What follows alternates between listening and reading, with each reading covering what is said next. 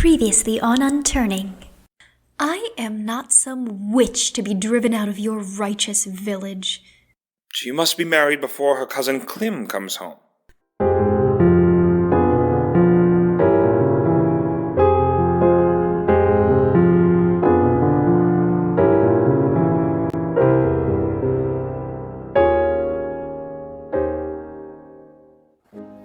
2 weeks later, inside Mrs. Yeobright's home, she and Thomasin are in the kitchen, kneading dough in preparation for Clym's arrival.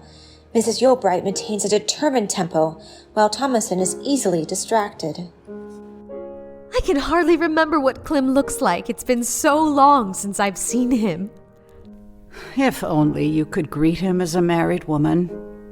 Why say what will do no good? To fill the air with past misfortune, so other girls may take warning. I'm a warning to others, just as drunks and gamblers are. Have I really fallen so far? Do I look like a lost woman? Strangers don't see you as I do. And what of Clym? I can't bear for him to think badly of me. Can't we wait and tell him the whole story afterward? But he comes home tomorrow. And Damon and I will be married the day after, privately, before Clym hears what happened. Please, Aunt. Very well. You don't believe he really will marry me? I didn't say that. Damon is no more of a profligate man than I am an improper woman. Tansy, do you think you deceive me by defending him? I've long suspected your love for him changed its color since you found him not to be the saint you thought him. I never thought him a saint. But you thought him a good husband. Oh, Aunt. Now that I leave you to stand by his side, I feel such fear at becoming a bride.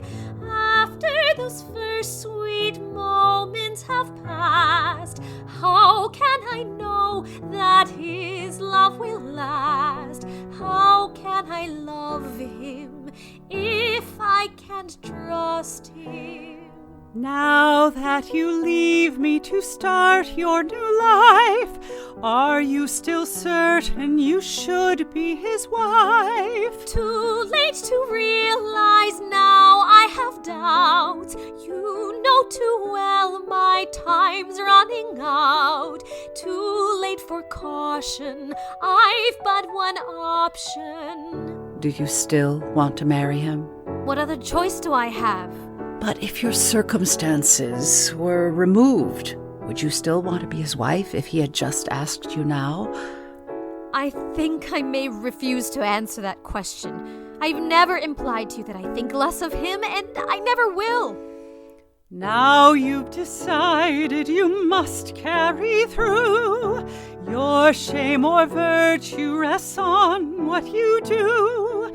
Now, since you chose him, I must be his bride. That is the right thing, it can't be denied. May he be kind, dear. May he be gentle.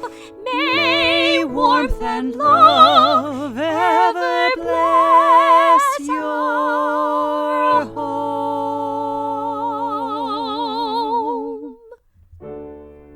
They embrace warmly as the music continues under them, a shift of light, and Clym enters and embraces both his mother and Thomasin, who then leaves for church. Clym sets down his boxes and joins his mother at the kitchen table. Is Tansy still at church? I've hardly seen her. She should be back any minute. Mother, I must tell you something. I won't be going back to Paris. I've given up the diamond business. I knew something was wrong. Why didn't you tell me sooner? I should have, but I was afraid you wouldn't understand, and really I wasn't entirely sure of the plans myself. You see, I'm about to take an entirely new course. I'm amazed at you, Clym. How could you do any better than you've been doing? Very easily, in fact. Only it might not seem better to you at first. But I hate the diamond trade. How can I, with health and strength enough for anything, sit trafficking in vanity? I want to do something worthy with my life. That's why I've decided to come back here. I have a plan to better this place. I'll build my own school and teach. Yes, I'll be the one to better the minds of those no one else will reach. I'll teach for the poor and for the unlearned to bear all the strife they face. Yes, I'll work with those I know best of all here in a familiar place. God has appointed his agent here to bring them to truth and right. And I won't fail if I find a wife to better me in my fight. Diamonds may glitter, tempting and bright, but diamonds are not my trade. Honor demands the purest of light, my virtue will rest unswayed. God has appointed his agent here to bring them to truth and right. Yes, I found a purpose, the native has returned to bring meaning to his life. After everything I've done to let you leave this place, you come back to be a poor man's schoolteacher? Your fantasies will be your ruin. I've made up my mind, Mother. You've made up your mind to go backward in the world by your own free choice. Going backward in the world? No. It's the world that's going backward when I wake up every morning to a glittering palace, all the while knowing that just outside my gilded window, half the world is going to ruin for want of someone to buckle up and teach them how to bear the misery they're born to. I can see the whole creation groaning under a burden they don't know how to shoulder. And I'm supposed to turn away and cater to titled libertines? I can't do it anymore.